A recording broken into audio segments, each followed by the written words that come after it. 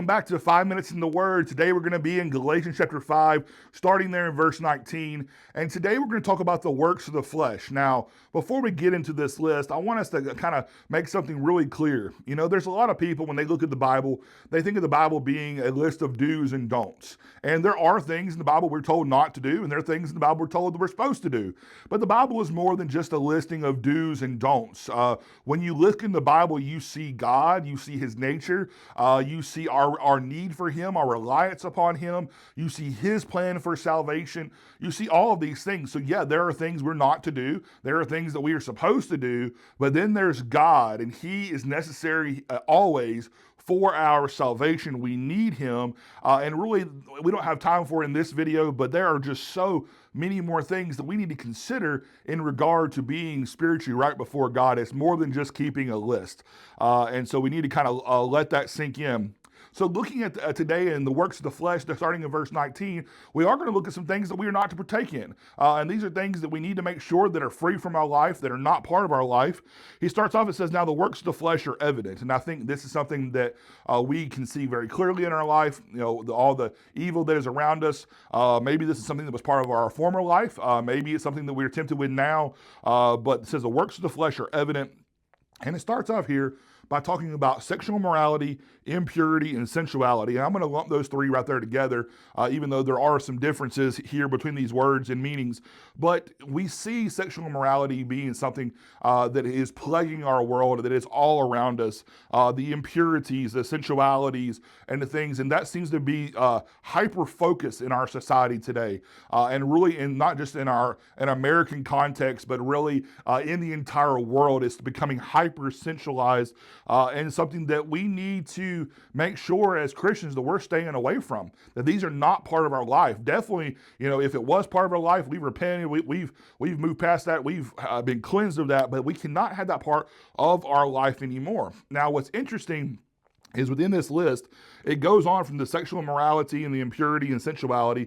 It goes straight into idolatry. And what's interesting about that is idolatry really has like two main parts. You have the part where you're saying, hey, I'm worshiping something instead of God. I'm worshiping something as a God, but not as the God.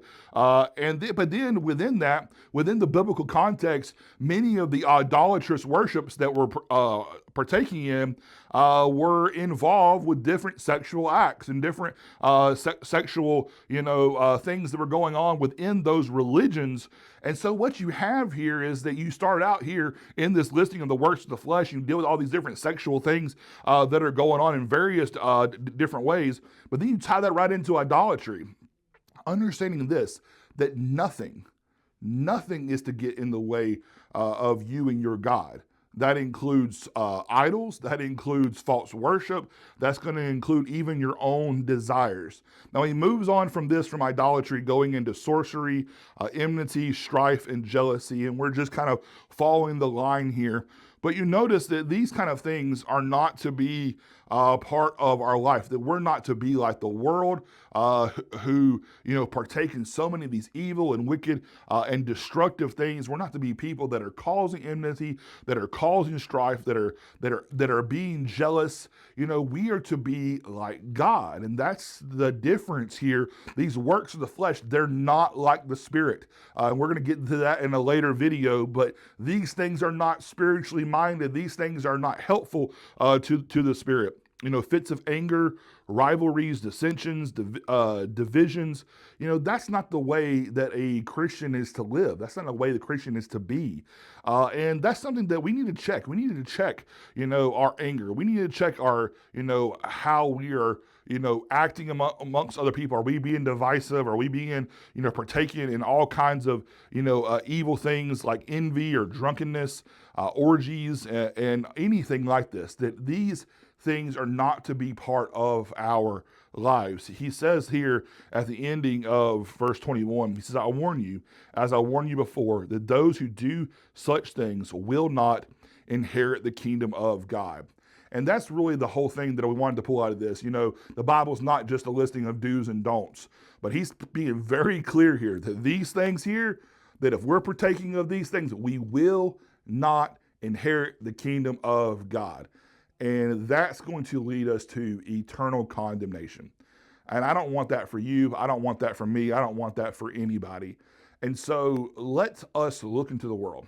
We see the evil, we see the wicked, we see the sin, and let's take the gospel of Jesus Christ everywhere we go. Let's take it into our lives, into our hearts, into our minds, but let's take it to the world so that we can help others escape this type of corruption, this type of evil, this type of sin, and lead them towards God. And so today and every day, let's always make sure that we're walking with Christ.